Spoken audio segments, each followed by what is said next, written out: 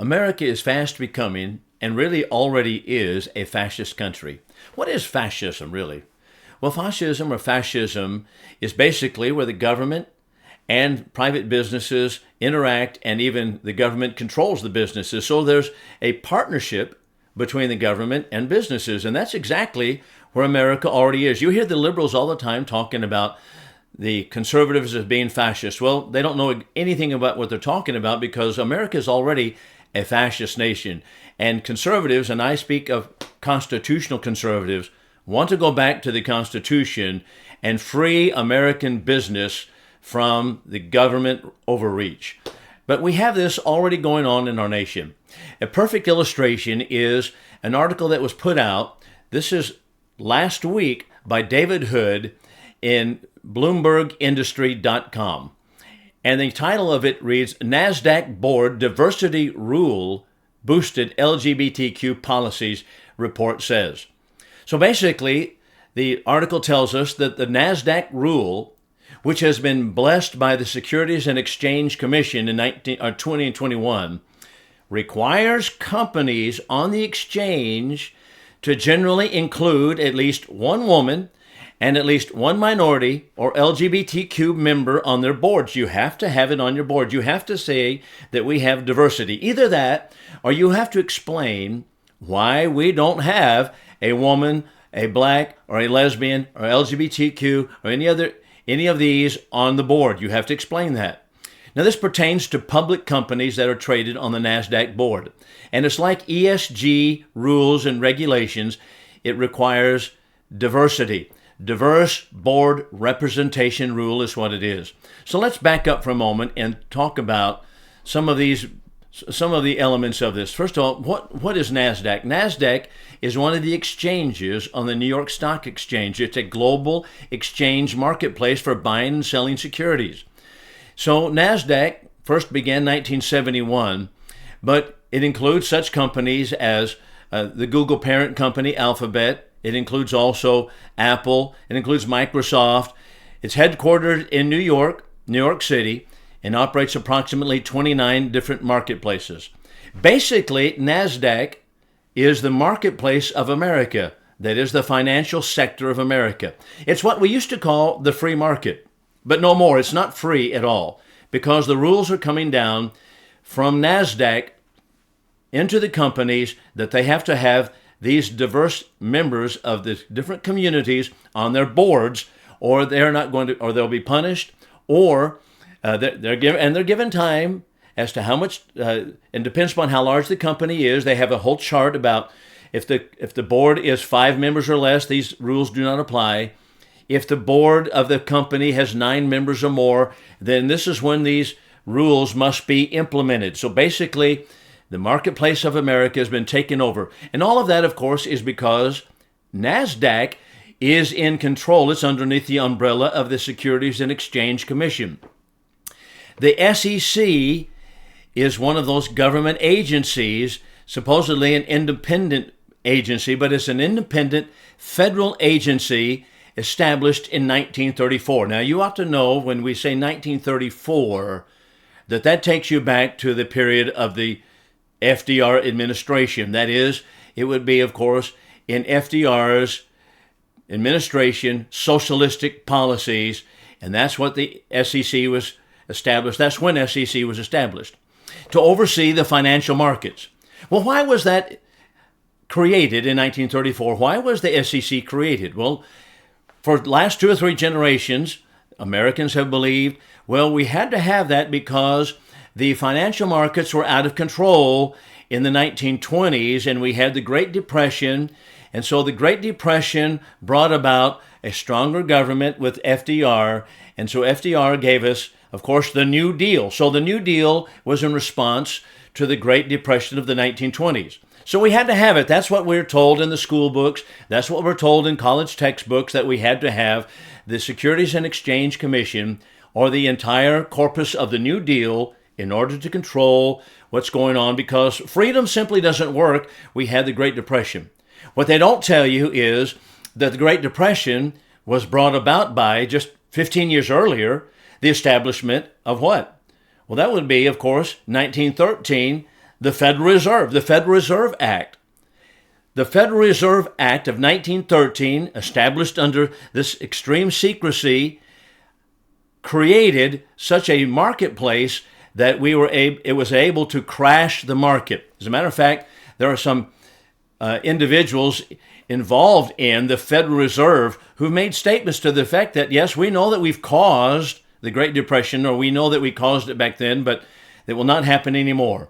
Americans simply have been sold one lie on top of another lie. That is, the lie is that we have to have government control of the marketplace through the SEC. And that lie was told on top of another lie. The lie was, well, if we have an unregulated market, then that means we're going to have a Great Depression. But that was a lie also, because that was built upon the lie of the Federal Reserve in 1913. But all that gets back into the weeds a little bit. But let's go back to now. That gives us the backstory. Let's go back to this diversity board ruling that NASDAQ is requiring of different companies. So under control of the SEC, the NASDAQ says that boards of companies must have diverse people on those boards. So the article that was told in Bloomberg is approximately 50% of the 3,743 companies listed on NASDAQ exchange right now have policies to include the LGBTQ members on their boards. But that's up from 3% a year ago. Now, note the jump. 3% 1 year ago, 50% of the companies today. What's happening? This is a glowing report put out by what is called Out Leadership. Out Leadership. What is Out Leadership? We'll talk about that in a moment. You'll note that Out Leadership tells us that even though the rules have not completely been implemented yet, they will be implemented.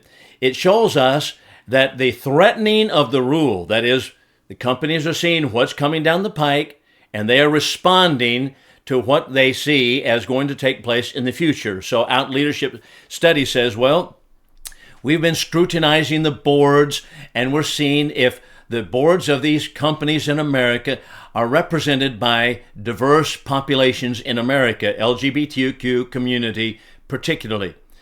So going on in the article, the Bloomberg article tells us the report said also the increased LGBTQ focus has had an intersectional impact on other types of diversity as well. Companies that invest in LGBTQ diversity also invite more women, more people of color, more people of minorities to the board and the policy exchanges. So NASDAQ rule has these policy changes going on.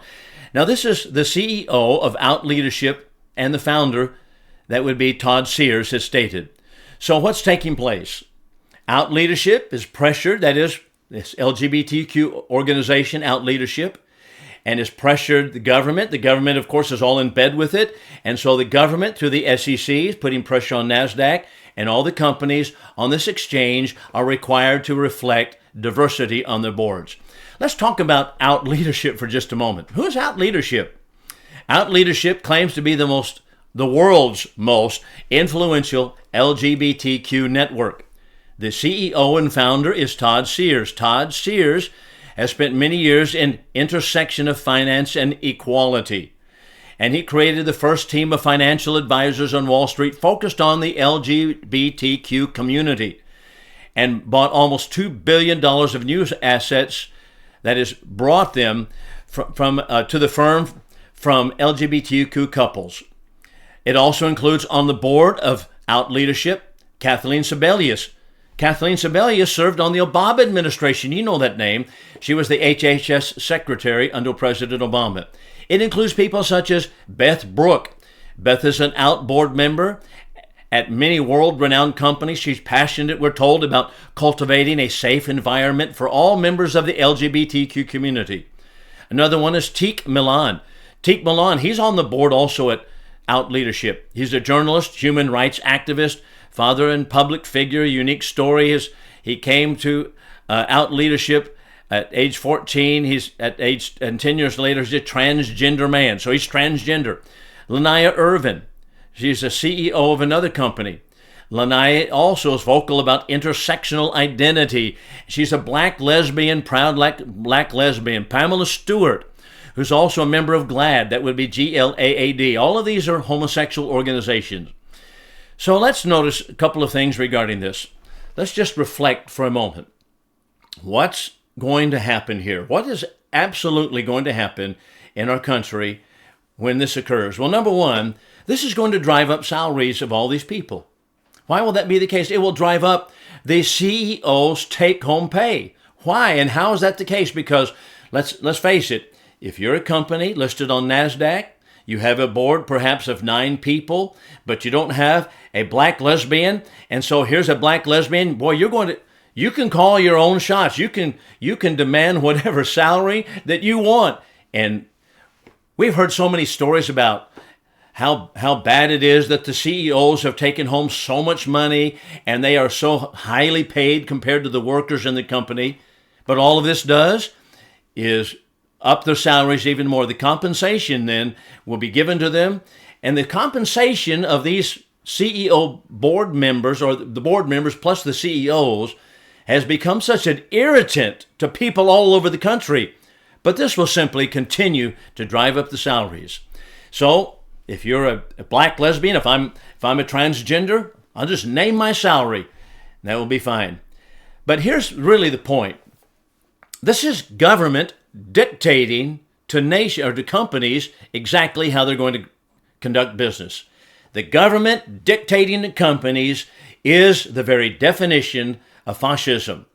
And why is the government doing it? Because it's a fascistic government. We are living in a government that is fascistic. It's an affirmative action move. It doesn't have anything to do with qualifications. We're not looking for board members that are qualified. We're going to look for board members that meet a criteria, whether they are black, whether they're Hispanic, whether they're Hawaiian, whether they're Native American, whether they're lesbian, if you're a black lesbian, boy, all the more to you. And that's exactly what they've got. This is exactly what this is taking place in America. This is what fascism does. It lessens the real qualifications. It doesn't put a premium on qualifications. It puts a premium on your identity. But not only so, but what does it say? Let's just take it back one step further. You see, this is why the companies today and so many people in corporate America hate the founding of America. They hate the founding fathers. They hate the Constitution. They hate the Declaration of Independence. Why? Well, perhaps that could be told with this story. Several years ago, I knew a pilot who went to Philadelphia on one of his trips. He wanted to go see Constitution Hall, and he happened to be in one of the groups. He kind of tagged along with one of the groups that was a school group, an elementary school group that was taken around by one of the tour guides, and they took the children to the picture on the wall of the signing of the Declaration of Independence and then the signing of the Constitution. And here's how the tour guide presented it. He asked, well, what do you children see in that picture? What do you see about that picture? Someone would say, well, they're wearing funny hats. Another one would say, well, they're all wearing nice clothes, and look at their peculiar shoes, and what's that he's riding with? That looks like a feather that he's riding with. And the tour guide says, well, here's the real story. They're all white men. Let's go to the next exhibit. What is that telling us? What is that doing? It's setting us up to hate the founding of the nation. No wonder collegiate people hate the founding of America. They're sold on diversity, equity, inclusion. And if you don't have that, you don't have any kind of good production coming out of it. But we had, in the founding of America, all white men. It can't be good. Not only so, but there were no LGBTQ people in the founding of America, because that was considered, biblically speaking, and correctly so, a sin. But psychotherapy came along about 100 years later, established itself and said, well, no, homosexuality is only a sickness. It's a mental illness. And so it was put into the DSM manual as a mental illness. Now, of course, it has been kicked out. We've told that story before in 1973. And now, of course, the doors are wide open. And so founding of America couldn't be good. They couldn't have a good production because they have no LGBTQ people involved in it. It's all simply white men. And here's something else interesting, just as a final note. Many people blame the banks for what's taking place in America. And the banks perhaps are partly responsible, but many people are blaming the banks really, and that's a short-sighted view. I'll say that is the least of it. From the time of FDR all the way up through the Kennedy administration, the Johnson administration, Bill Clinton particularly, they crushed the banks and made them conform to all of their diversity rules. You must loan to minorities. You must loan to people, even if they don't meet the criteria for a loan in a bank. You must loan to them anyway, and we're going to guarantee that loan. The government says that using taxpayer money, we're going to guarantee that loan, but you must loan to them. So the bank does so, and that's exactly what's happening here. The banks are being crushed. They're being leaned on by government regulatory measures. We dismissed the Founding Fathers, and the Founding Fathers told us don't let anything go to Washington, D.C., because if you do, you can't control it.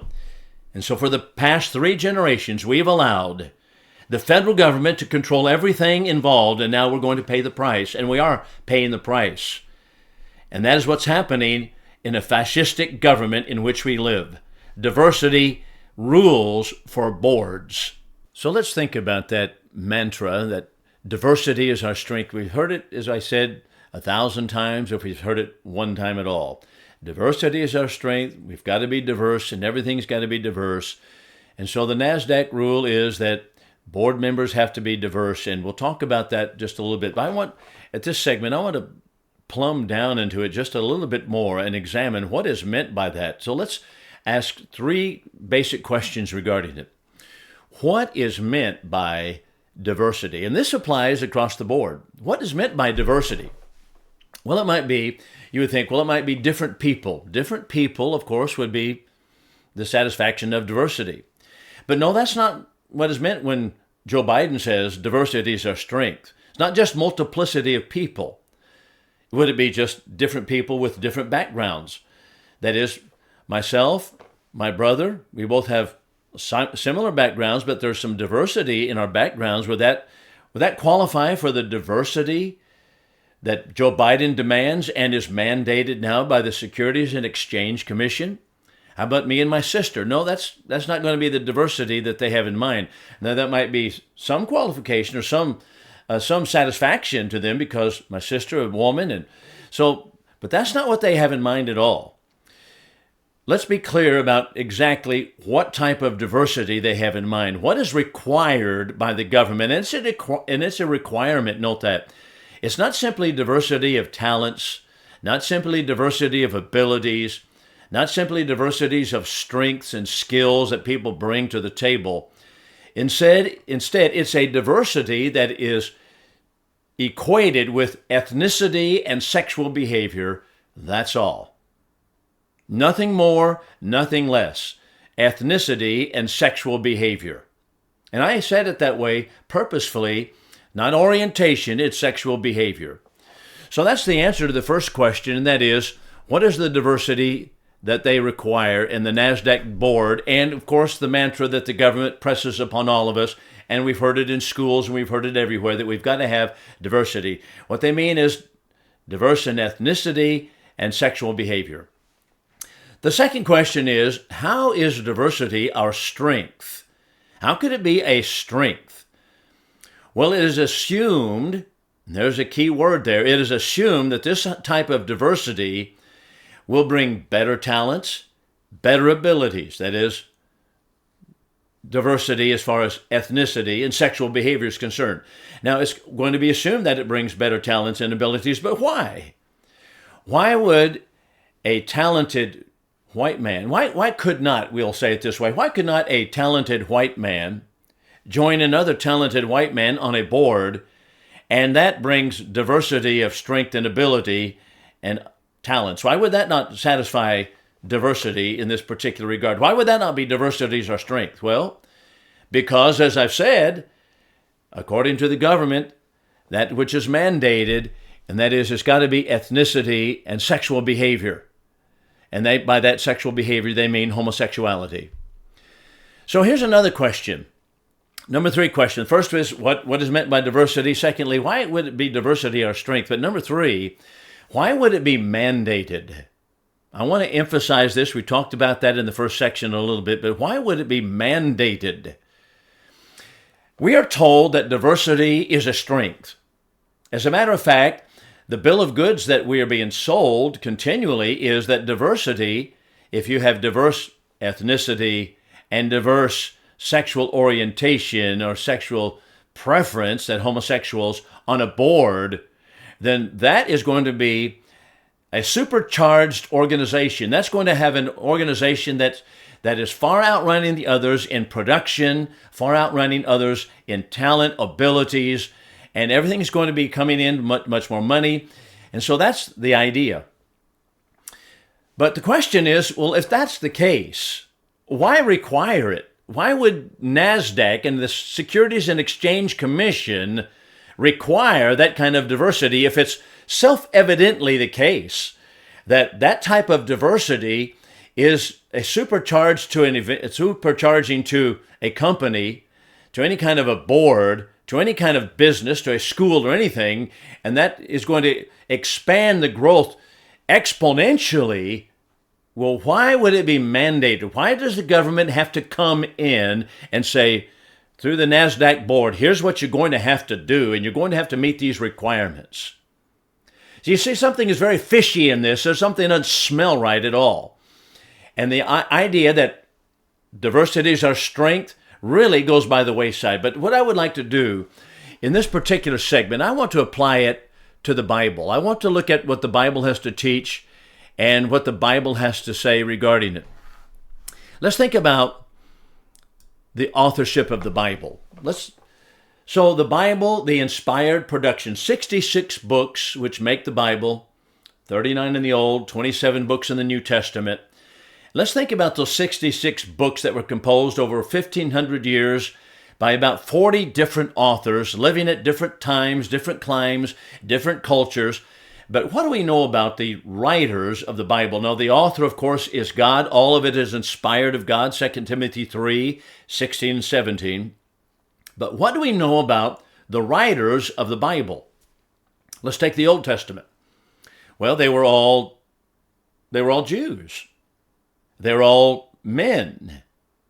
Even the books that were named for women, such as Ruth and Esther, evidently written by men. All of the books were written by Jews, and all of them were by men. All of them were Mideastern. They were not diverse cultures. They were not people from the white race. They were not people from the blacks. No, not at all. According to the mantra today and the doctrine that is taught today, then the Bible could not be a great production because, after all, you don't have diversity in the authorship of the Bible. Were there any blacks? No. Were there any Africans? No. Were there any Indians? No. Were there Pacific Islanders? This is the NASDAQ requirement, by the way. Were there any transgenders among them? To ask the question, it even sounds blasphemous. And it is, really. There were no homosexuals, transgenders, because that was told to be, by God, a sin. That's a choice that people make. No, not on your life were any of those individuals or any of the writers of the Bible identifying in that direction. As a matter of fact, one of the writers even said this: "Be not deceived, neither fornicators, nor adulterers, nor effeminate, nor abusers of themselves with men." Effeminate is the one who plays a female role in a homosexual relationship. Abusers of themselves with men is the one who plays the male role in the homosexual relationship, shall not inherit the kingdom of God. That's Paul writing in 1 Corinthians chapter 6, verses 9 and 10. According to the current wisdom, the Bible could not be a good production at all because, after all, it doesn't have diversity of authorship. How about the apostles of Christ for a moment? Let's think about the apostles. Jesus chose 12 apostles, and what comprised that group? What was the group comprised of? Well, they were comprised of 12 men, and they're 12 Jewish men. There are no Gentiles. There are no non-Jews. They're all Middle Eastern men, all same culture, same language. There's no diversity of the kind that our government is pushing today, according to our Lord's choosing of the 12 apostles, according to the wisdom today, that's a poor selection. That's exactly what this diversity is our strength nonsense gets to. Who says diversity increases production? Diversity increases, that is the diversity that is taught today. Who says that diversity makes it a better product? No. No, not at all. The Bible doesn't show that. How about let's turn our attention to the church itself of Jesus Christ. How about the church of our Lord? The Bible teaches there's one body, which is one church. Ephesians 1, 22 and 23. And that one church, there is diversity in it because there are different members in the body, and Paul talks about that in 1 Corinthians chapter 12. But it's important to remember here that simply is diversity in the sense of multiplicity of individuals. Paul never insisted upon, no New Testament writer ever mandated, that we have to have a congregation of people that were comprised of, okay, you have to have Pacific Islanders, you have to have women, you have to have blacks, you have to have Hispanics, no, not at all. The only diversity that the Bible teaches is that there were multiplicity of people in one single congregation. Now, there were individuals that came into congregations, according to 1 Corinthians chapter 12, that attended the worship services, and they might have a different language background. But I want you to notice that was not necessarily a strength to be emphasized. That was a challenge to be overcome. And that's what Paul handles, the inspired writer of the New Testament, in 1 Corinthians chapter 12. You see, this idea that diversity is our strength, understood in the terms that we talked about earlier, is simply nonsense. It's nonsensical. It is a politically correct doctrine that is being pressed. That's why the government is mandating it. Let's talk about one other element regarding the New Testament church and the New Testament itself. How about the leadership in the church? What kind of diversity is there in elderships? Well, an eldership in the New Testament is those who are called pastors, elders. That's Acts 20, verses 17 and following, 1 Timothy 3, Titus chapter 1. And the number one thing that we notice is that there are always in a congregation in the New Testament, there are always a multiplicity of elders. There's more than one. Is that the kind of diversity that is taught today in our government? No, not at all. No, it's simply the multiplicity of individuals to help guide a congregation. And what is the comprising of an eldership according to the New Testament? What comprises an eldership besides more than one? Well, they're all men. There are no women. These are the pastors of the New Testament, elders. They're not women. There was no mandate that they have to have different cultural backgrounds. There was no mandate. There was no New Testament authority that said we've got to have men and women. No, there are no women that served in that. Now, I know that you hear that there are many churches today say, well, we have a woman pastor and a woman. Well, that's not New Testament. That's modern doctrine. That's modernism. Has nothing to do with honoring the inspiration of the Bible. As a matter of fact, what does the Bible say regarding women in leadership in the church? Well, the women are not leaders in the congregations in the New Testament. That's not the case. And in the worship service, we're told in 1 Corinthians chapter 14 that the women are to be silent in the assembly. That is, they're not to teach or to have or exercise authority over a man. That's pretty plain. I know that's politically incorrect, and people don't like it today, and they want to find some reason to escape that. But the truth is, that's what the New Testament teaches regarding the leadership in the church. So whether it be the authorship of the Bible, whether it be the apostles of our Lord and Savior Jesus Christ, whether it be leaders in the church, whether it be the comprising of members in the church, all of it may have some diversity there with multiplicity of people, but nothing of diversity of the kind that is preached by our government today. Diversity is our strength is really a lie. It is a lie of the deepest dye, and we are continually taught that, and it is simply brainwashing the American people. We'll be back in a moment. I want to talk to you for just a moment about the interpretation of the Constitution.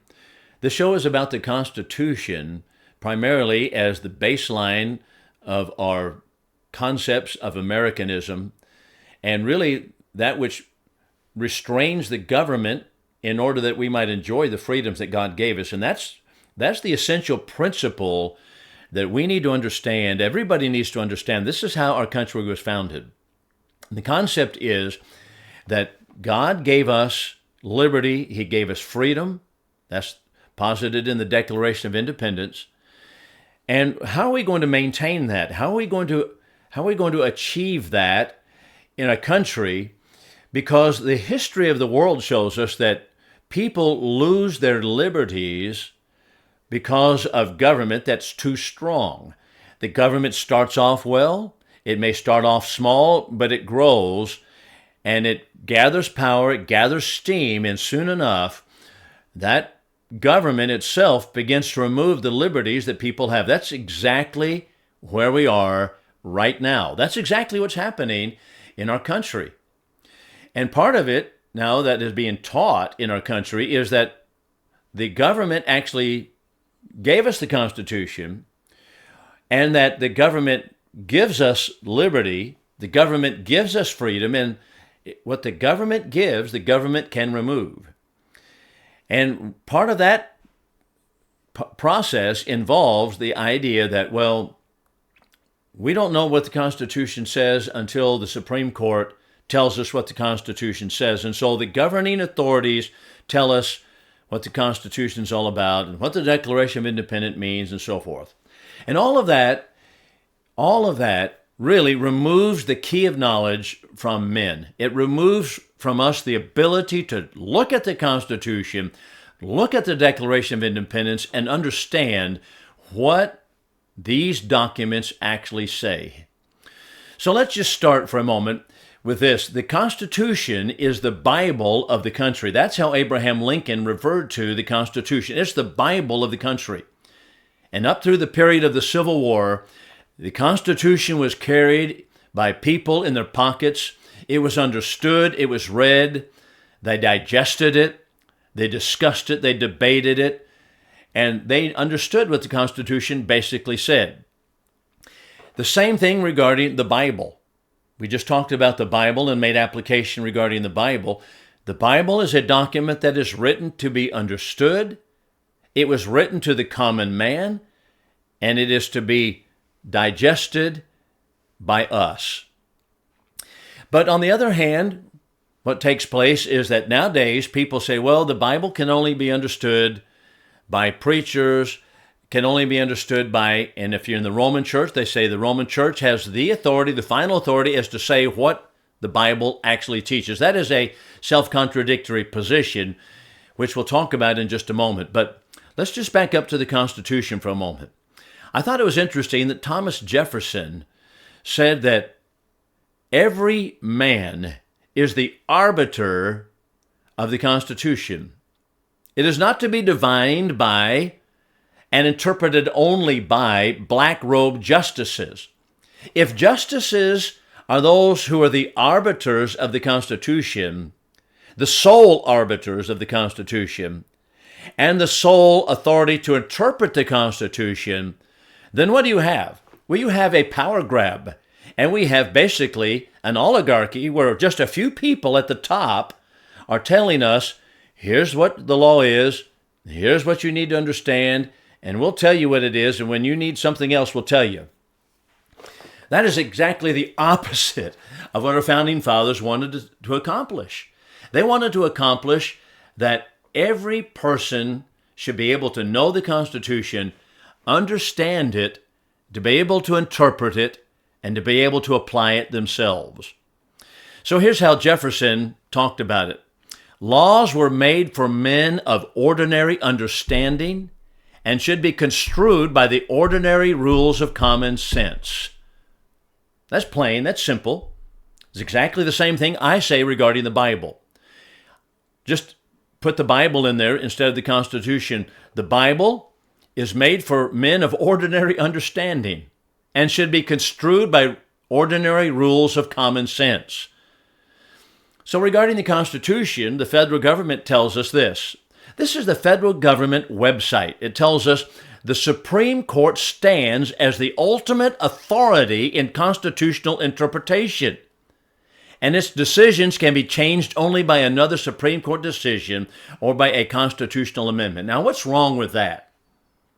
What is wrong with that?